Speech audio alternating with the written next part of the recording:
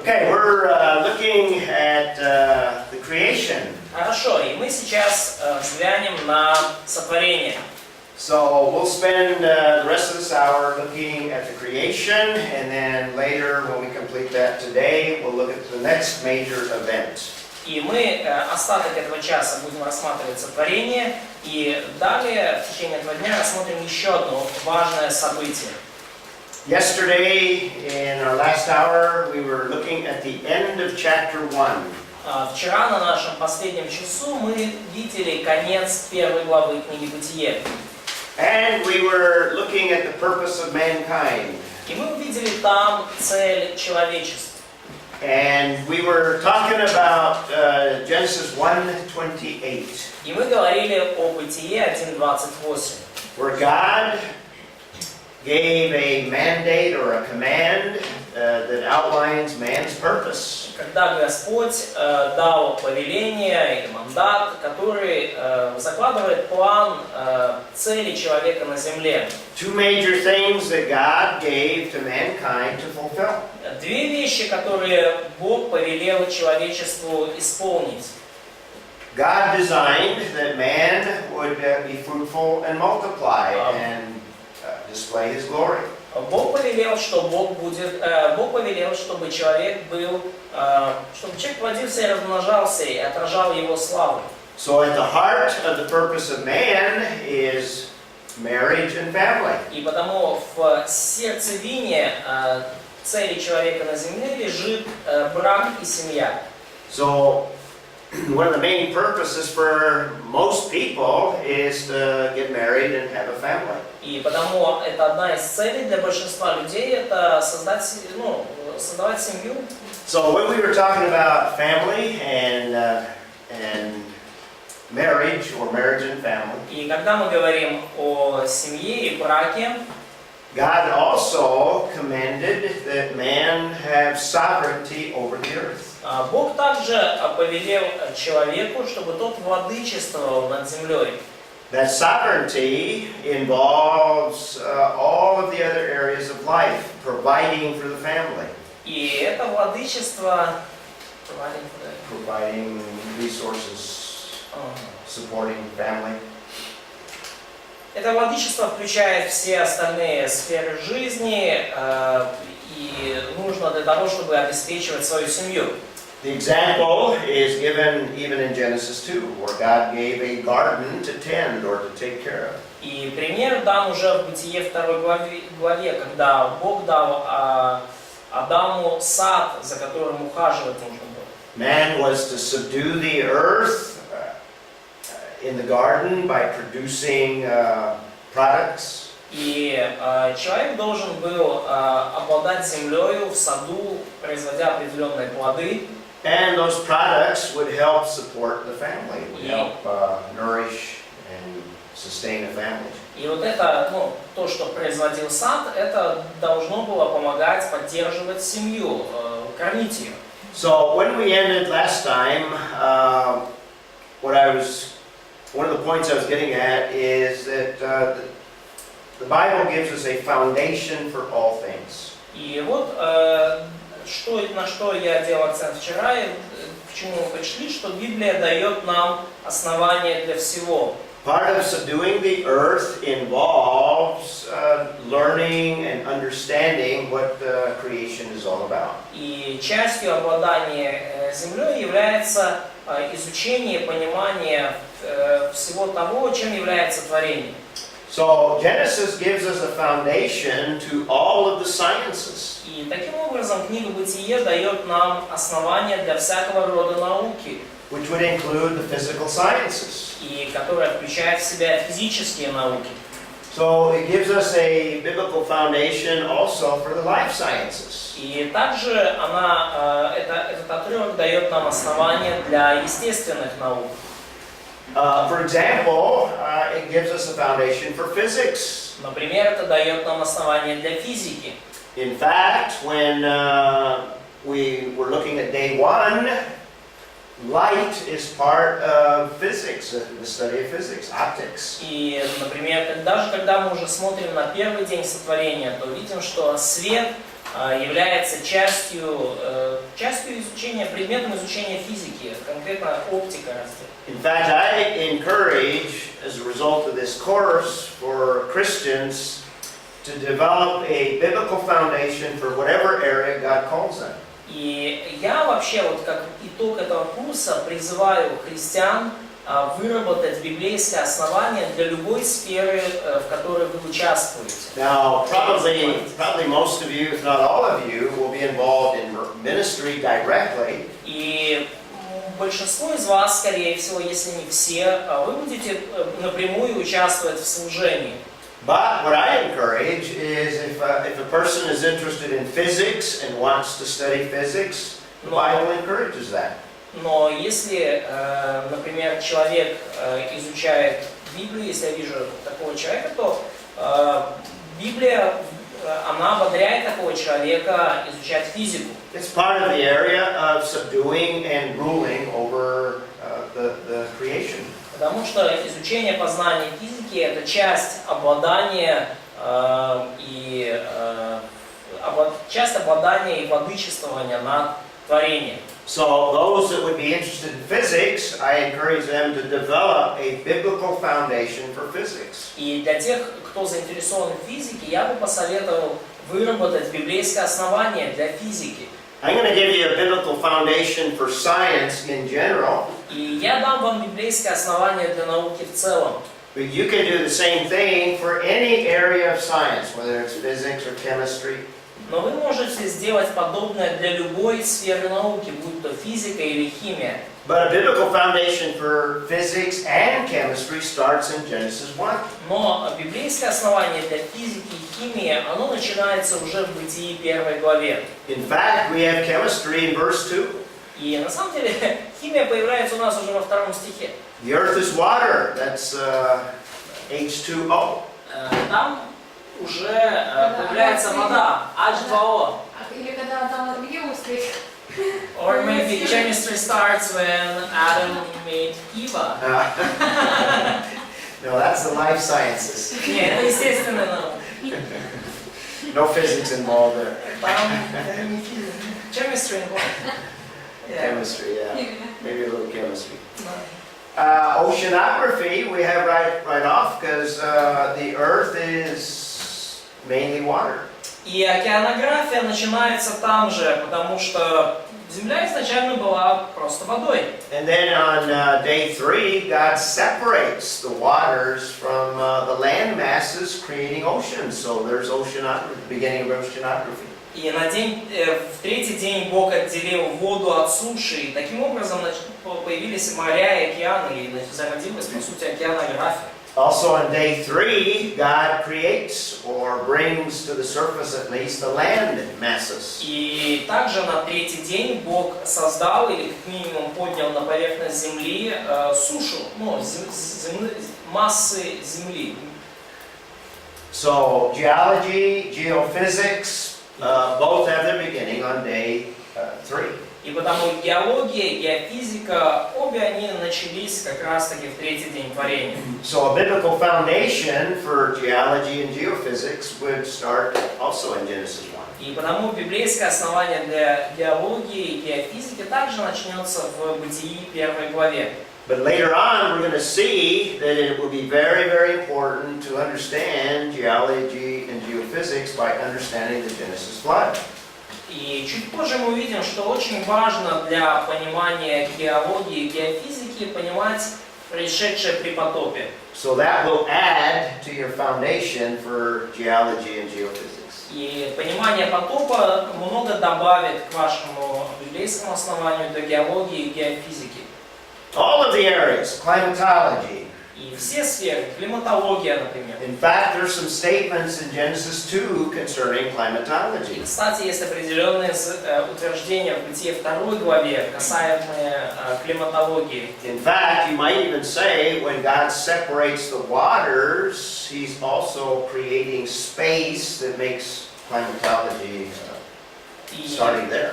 Даже можно сказать, что отделив воды одни от других, Бог уже тем самым установил это пространство, являющееся основанием для климатологии. So all of the sciences began in the early chapters of Genesis. И потому все науки практически, они уже зародились, начались в первых главах книги Бытие. All the material sciences Все began there. физические, материальные науки. And in the life sciences, zoology obviously or botany begins on day 3 when plants are created. Касательно естественных наук, ботаника появилась уже в третий день, когда появились растения.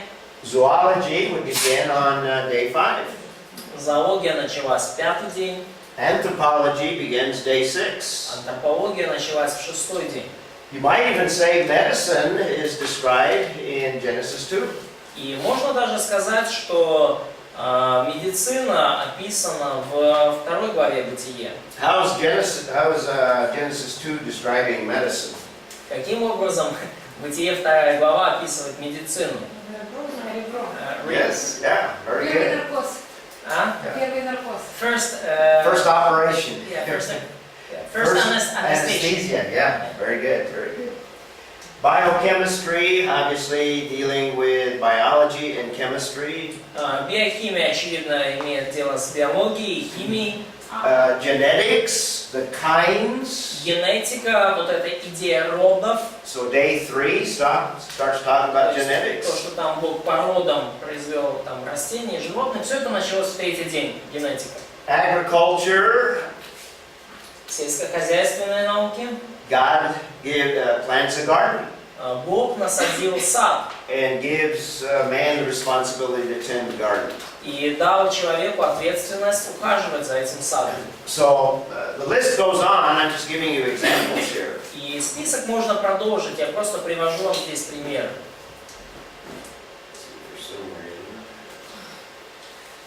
What is this one? Math. Oh yeah, mathematics, whatever area, mathematics, Какую бы сферу вы ни взяли, language. languages. We talked about language. Математика, язык и лингвистика, culture. What's this? Culture. Culture, all culture. Yeah, culture begins early. Культура началась там, так рано. You see that very early in the book of Genesis. И мы видим это очень рано в Бытие, history. History, all areas. Queen of science. What's the queen of science? Какая королева наук? The queen used to be called the queen of all of sciences. Какую науку можно назвать королевой всех наук?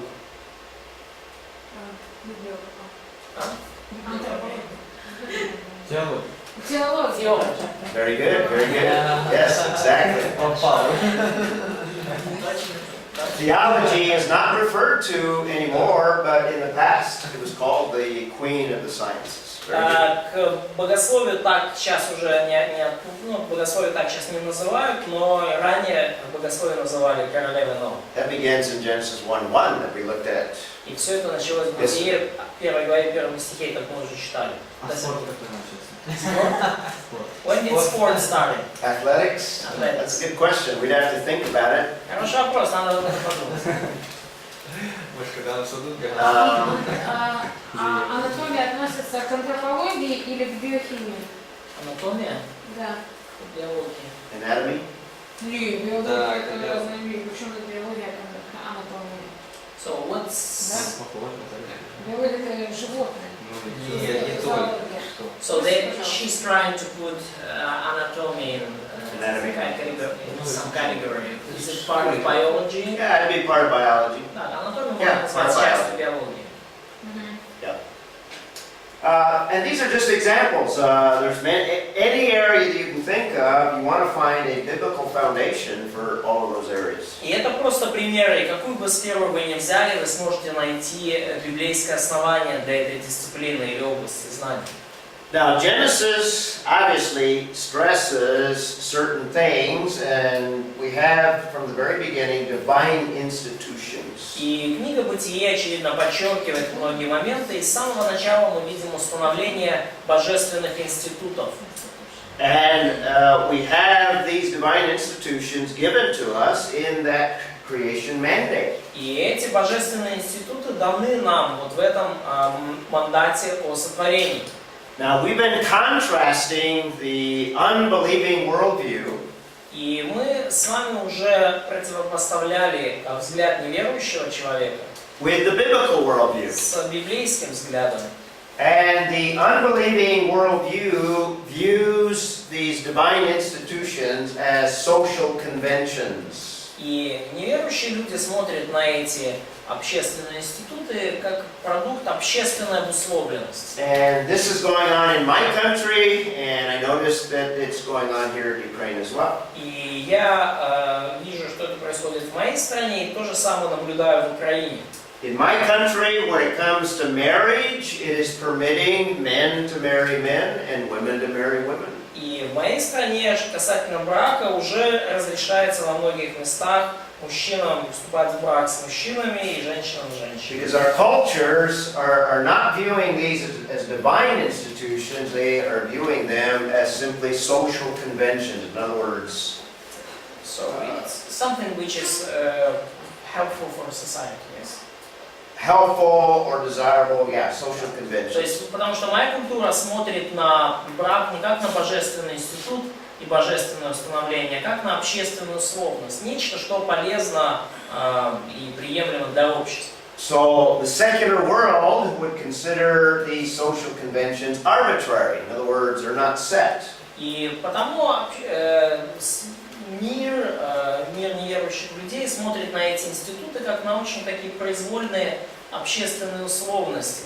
And if they're arbitrary, then different conventions are acceptable. И потому, если все так произвольно и все зависит от того, что там нужно в данный момент, Then why is it wrong to have a man marry a man? то самые разные тогда уже соглашения, они считаются допустимыми. И почему бы тогда уже не женить там мужчин с мужчиной? In fact, over time, these social conventions could change. That's what our world is saying. И со временем, как говорит мир, вот эти общественные условности могут меняться. Это то, что говорит мир. That's the secular view of marriage, family, government. Это светский взгляд на брак, семью и правительство. But I think Genesis establishes what we call divine institutions. Но я думаю, что книга «Бытие» устанавливает для нас то, что я называю божественные институты. Okay, we're back in business. Возвращаемся к нашему делу. In contrast to the secular view, the Bible defines for us divine institutions. В противоположность светскому взгляду Библия показывает нам, устанавливает для нас божественные институты. And one of them is marriage. И один из этих институтов – это брак. Divine institutions are built by God. God is the one that establishes divine, that's why they're called divine institutions. Божественные институты установлены Богом. Бог их создал, потому их называют божественными. So they're not arbitrary and they're not changing. И потому они не произвольны и не являются изменяемыми. God created men and women in the image of God. Бог создал мужчину и женщину по своему образу. And God intended that men and women marry. И Бог задумал, что мужчина и женщина будут вступать в брак. God did not intend for men to marry men or women to marry women. Бог не задумывал, чтобы мужчина вступал в брак с мужчиной, а женщина с женщиной. And Genesis gives us the clear design, and the rest of Scripture expands upon that design. И Бытие указывает нам очень ясно на Божий замысел, и оставшаяся часть Писания этот замысел проясняет. The Bible, for example, in Romans 1 and other passages, Leviticus warns against changing social divine institutions. И, например, книга Левит во многих, и также многие другие книги и главы Библии, они предупреждают нас об опасности изменения и о последствиях изменения божественных институтов. So there are always consequences when we violate divine institutions. И всегда есть последствия, когда мы злоупотребляем или каким-то образом нарушаем божественный замысел в отношении этих институтов. There are consequences for the individuals that are involved, but there's consequences that affect all of society. Есть последствия, которые несут на себе личности, нарушившие Божий замысел, и есть последствия для всего общества. So in my country, my culture is accepting these changes. И в моей стране наша культура принимает эти изменения. And I expect that we as a culture will suffer consequences. И я ожидаю, что мы, как американская культура, мы испытаем тяжелые последствия. And that's true of any culture that violates, I think, God's divine institutions. И это верно для любой культуры, которая идет наперекор божественным институтам. Okay, we've looked at the nature of God. Итак, мы рассмотрели природу Бога. These are the implications from creation. Вот это все выводы из сотворения. We looked at the origin of language. Мы посмотрели происхождение языка. We saw the means of creation. И мы увидели инструменты или средства сотворения. And one of the things I stressed was that Genesis 1 conflicts with evolution. И что я подчеркивал для вас, что Бытие 1 конфликтует, противоречит теории эволюции. We looked at the nature of man yesterday. Мы рассмотрели вчера природу человека. And we've just completed looking at the purpose of mankind. И мы вот только что закончили рассматривать цель для человека. So we looked at the first 5 implications yesterday and part of the 6th one.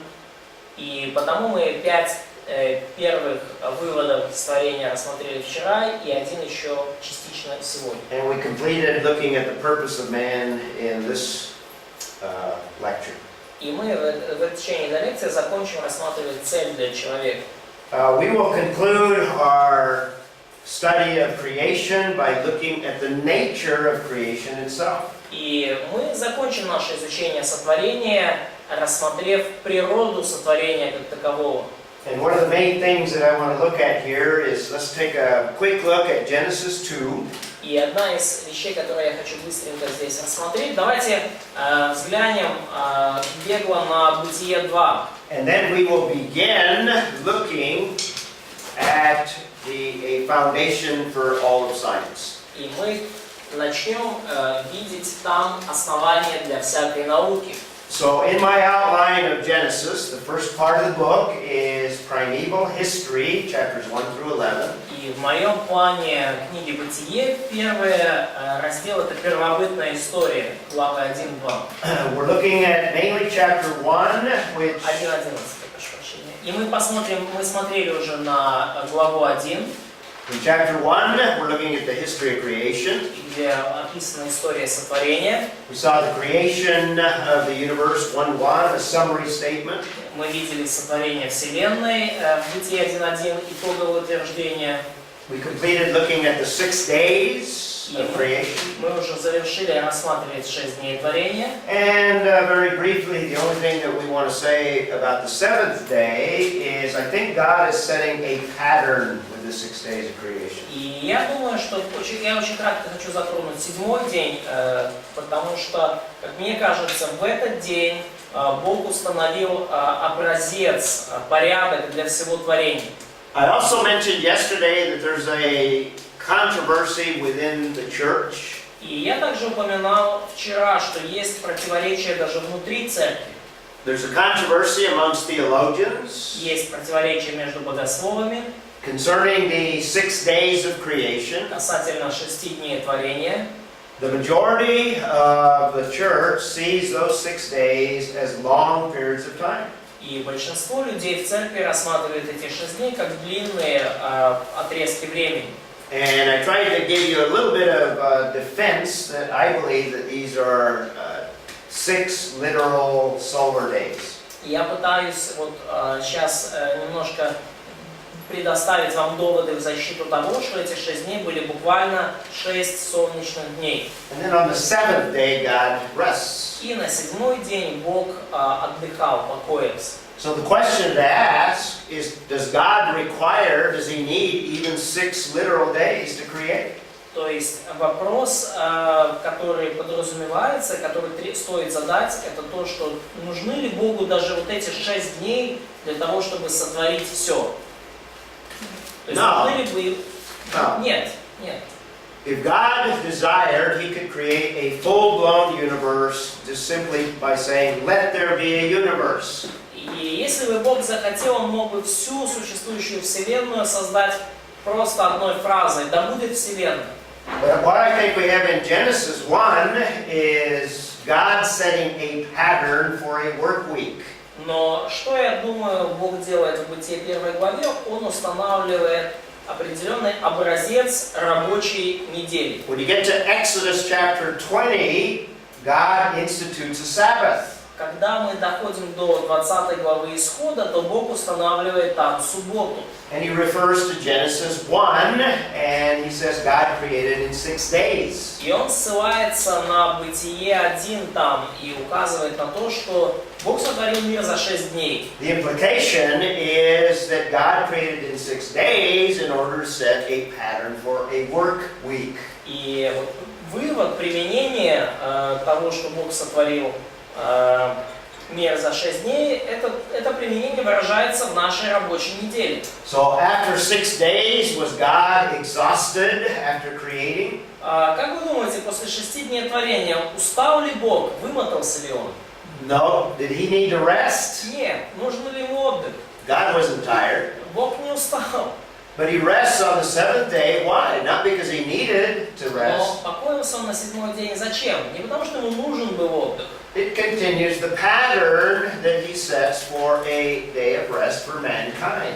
Это устанавливает образец, шаблон для дня покоя данного людям, установленного для людей. And that's what Exodus 20, particularly verse 11, is talking about. И вот это то, о чем нам говорит Исход 20 глава, в особенности стих 12. So even before the time of Moses, when God gave the law, И даже во времена Моисея, когда Бог дал закон, man had the pattern for a 6-day work week and a day of rest. у человека уже был образец, пример рабочей недели и дня покоя. Now beginning in chapter 2, verse 4, through the end of chapter 3, we have the early history of mankind. И в начале главы 2 до конца 3 главы мы видим раннюю историю человечества. And chapter 2 gives us another account of the creation of mankind. И глава 2 предлагает нам другое повествование о сотворении человека, человечества. Now, scholars have debated why we have 2 creation accounts. И ученые спорят между собой, зачем же нам надо было 2 повествования о сотворении. Now, there's a whole area of theology, we call it liberal theology. И есть целая сфера в богословии, мы называем это либеральным богословием. In fact, liberal theology came about as a result of this debate between these 2 creation accounts. И вообще говоря, либеральное богословие возникло в результате как раз таки споров о первых 2 главах Бытия, 2 повествованиях о сотворении. Liberals saw 2 different creation accounts by 2 different authors. Либералы увидели в этом 2 различных повествования о сотворении от 2 разных авторов. That was the beginning of liberalism that progressed and basically undermined all of the Bible. И это было началом либерализма, который начал прогрессировать и, в общем-то, потом распространился и исказил взгляд на всю оставшуюся Библию. It began by questioning whether or not Moses had written the whole book or not. И начался либерализм как раз таки с вопроса, написал ли Моисей всю книгу. Now, conservatives have always held that Moses wrote the entire book of Genesis. Ну, консервативные богословы всегда утверждали, что Моисей написал всю книгу Бытие. Now, certainly under the inspiration of the Holy Spirit, guided by the Holy Spirit. Ну, очевидно, он это делал по вдохновению Духа Святого, водимый Духом Святым. So we have to answer the question, why do we seem to have 2 different creation accounts? И нам нужно ответить на вопрос, почему же мы видим две записи о сотворении, два повествования. Liberals tend to emphasize the differences between Genesis 1 and Genesis 2. Либералы обычно любят подчеркивать различия между Бытием 1 и Бытие 2. So here's an answer to that liberal argument. И вот это наш ответ либералов.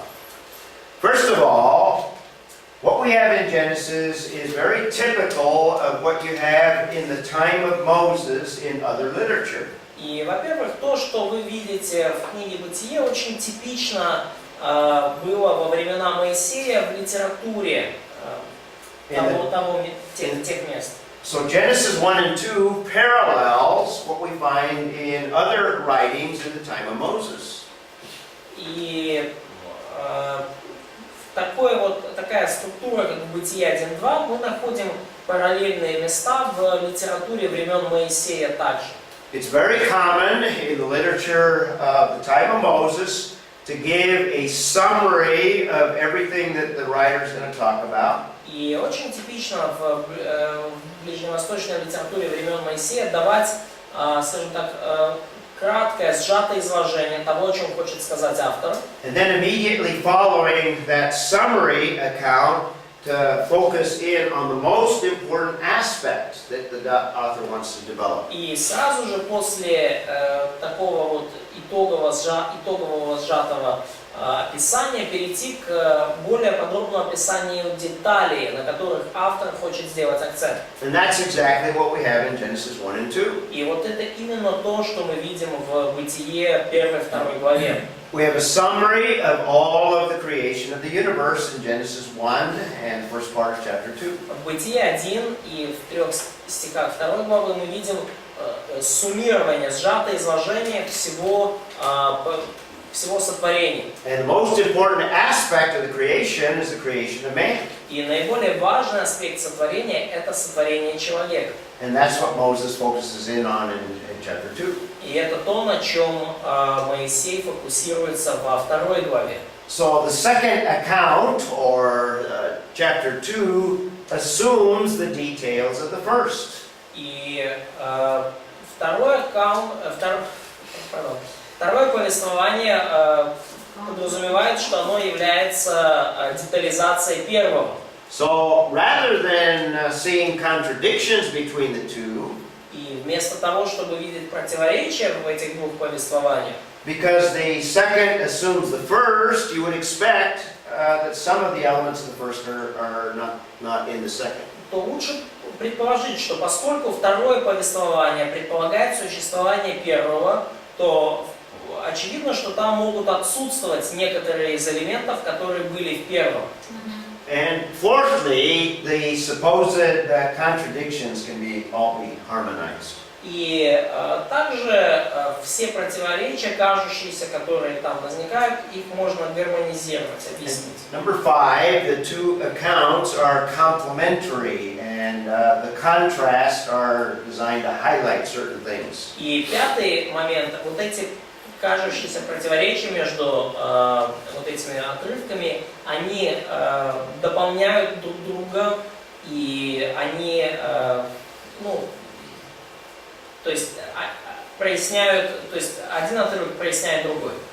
Okay, so this is your answer to the liberal approach that says that we have two accounts that are contradictory. Это вот такой наш ответ либералам, которые говорят, что вот эти два отрывка противоречат друг другу. So let me give you a summary of chapter 2. We won't go into as much detail as we did chapter 1.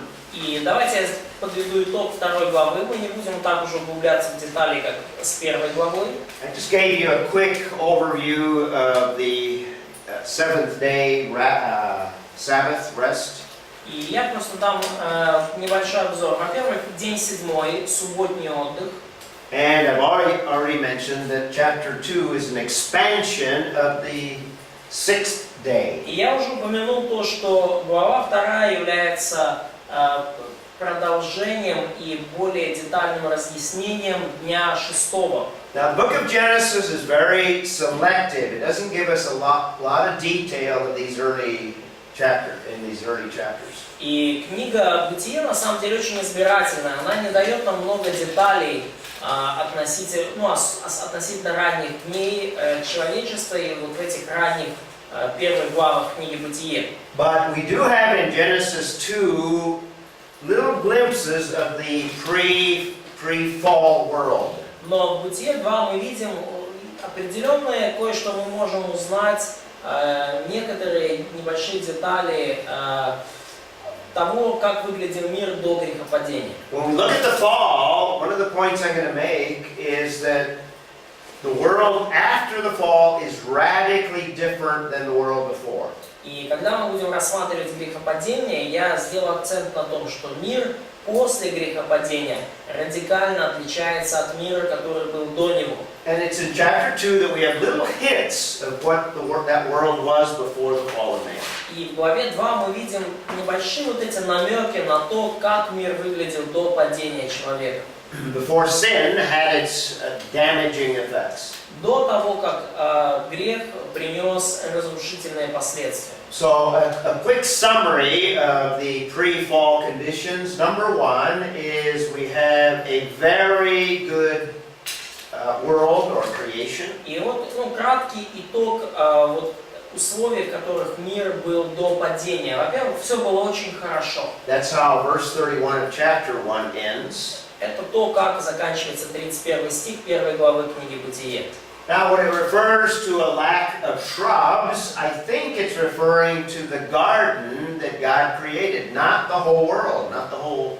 Ну, и когда говорится о недостатке кустарников, то, как мне кажется, речь о том, что in the garden, Yes, in the garden. то кустарников не хватало в саду, а не во всем мире, который создал Бог. Because what God is doing is preparing a garden that man will subdue, that man will cultivate. Потому что то, что Бог сделал, Он приготовил сад, который нужно было взращивать и за которым нужно было ухаживать, которым обладать человеку. So it's not a contradiction with Genesis 1. What it is it's talking about the garden that God established for man. И потому здесь нету противоречия с Бытие 1 главы, просто говорится о саде, который Бог создал, установил для человека. Similarly, there's a lack of plants. И то же самое мы можем сказать о недостатке растений. Also very interestingly, it seems that in the pre-fall world there was no rain, a lack of rain. И также очень интересно, что кажется в мире до падения не было дождя. Talks about the garden being watered by a mist that came out of the ground. И говорится, что сад орошался паром, поднимавшимся от земли. Now it's not totally clear, but it's possible that the very first rain came when the Genesis flood came later on. И это не написано ясно, но возможно, что самый первый дождь начался тогда, когда начался потоп. And the main thing that we have in that same passage is a lack of a cultivator. И то же самое, и еще похожая вещь, которую мы видим в том же отрывке, что не было земледельца, не было человека для возделывания земли. So God is creating a garden that man will be the one that cultivates and subdues. И Бог создал сад, в котором человек должен был быть земледельцем, и человек должен был им обладать. And notice in chapter 2, verses 8 and 9, we have God is the owner of the garden. It's the garden of the Lord. Обратите внимание, что во 8-9 стихе мы видим, что Бог является хозяином сада. Это его сад. Okay? And lastly on our list here, we have a description of some interesting rivers. И также во 2 главе, 10-14 стихе мы видим интересное описание древних рек. These are pre-flood rivers. Это реки, которые были до потопа. Now we have two rivers that are also named after the flood, after two of these. The same names, yes? Same names. Да, также у нас есть в наши дни две реки, которые имеют те же названия. But when we get to the Genesis flood, I'm going to try to explain that these are not the same rivers. Но когда мы дойдем до книги когда мы дойдем до описания потопа, я вам уже постараюсь объяснить, что те реки, которые у нас сейчас с теми же именами, это не те реки, которые были в Эдемском саду. Two of them are named probably in memory of those pre-fall, pre-flood rivers. Две из них, скорее всего, названы в память о тех реках, которые были до потопа и до грехопадения. It's like in my country, in the early days of the forming of my country. Это как было в моей стране, в Соединенных Штатах, в ранние дни формирования США. Some of the cities were named after cities from where people came from in England. Многие города были названы по именам тех городов, откуда люди приехали, и городов в Англии. In fact, that whole northeastern part of the United States is called New England. И даже вся северо-восточная часть Америки названа Новая Англия. And there was a city in Great Britain called York. И есть город, например, в Великобритании, который называется Йорк. In my country, they had a city they called New York. Ну, а в моей стране они основали город, который называется Нью-Йорк. The state that I come from, it's called New Mexico. Штат, из которого я родом, называется Нью-Мексико. So these are names that people give in memory of places that they remembered before. И это имена, которые люди давали в память о тех местах, которые были раньше. I think these rivers are similar. И откуда они родом. Я думаю, что вот здесь эти имена, ситуация с ними та же самая. Let's stop at this point, and one thing that I want you to notice is what is different about these rivers than rivers that we're familiar with. И одна вещь, на которой я хочу сделать последний акцент, это вопрос, да, вот что отличается, чем отличаются те реки от рек, с которыми мы знакомы. Let's take a break, and we'll come back and answer that question. Мы сделаем перерыв, вернемся и ответим на этот вопрос.